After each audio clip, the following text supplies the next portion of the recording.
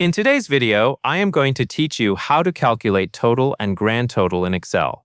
We are going to use a simple method that helps you quickly add numbers in a column or row, and then combine those totals into one final grand total.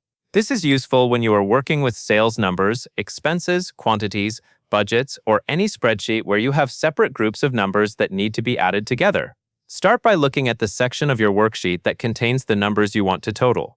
If your numbers are arranged in a column, click the empty cell directly beneath the last number in that column. This is usually where the total should appear because it keeps the result connected to the numbers above it. If your numbers are arranged across a row instead, click the empty cell directly to the right of the last number. The main idea is to place your cursor in the blank cell where you want Excel to display the total. Once that empty cell is selected, use the autosum shortcut.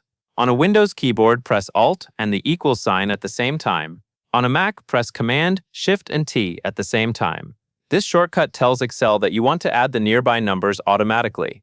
It is one of the fastest ways to create a total because you do not have to type the entire formula yourself. After you press the shortcut, Excel will automatically insert the sum formula into the selected cell. You should see something like equals sum with a range inside the parentheses. Excel will also highlight the cells it thinks you want to add. Take a moment to look at the highlighted range. This is important because it lets you confirm that Excel selected the correct numbers. In most cases, Excel will choose the continuous group of numbers directly above or directly to the left of the selected cell. When the highlighted range looks correct, press Enter. Excel will calculate the result and display the total in the cell you selected. That number is now the total for that section of your spreadsheet.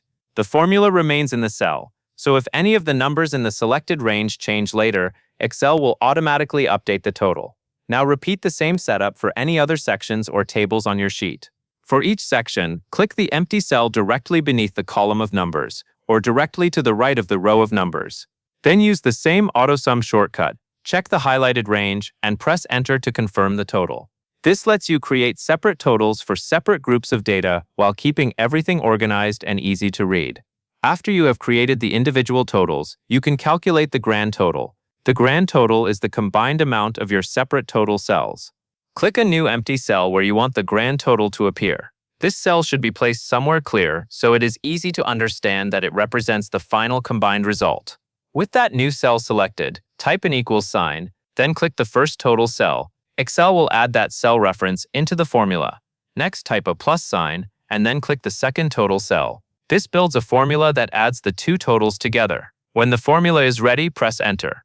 Excel will display the grand total in the cell. That is the basic process for calculating both totals and a grand total in Excel.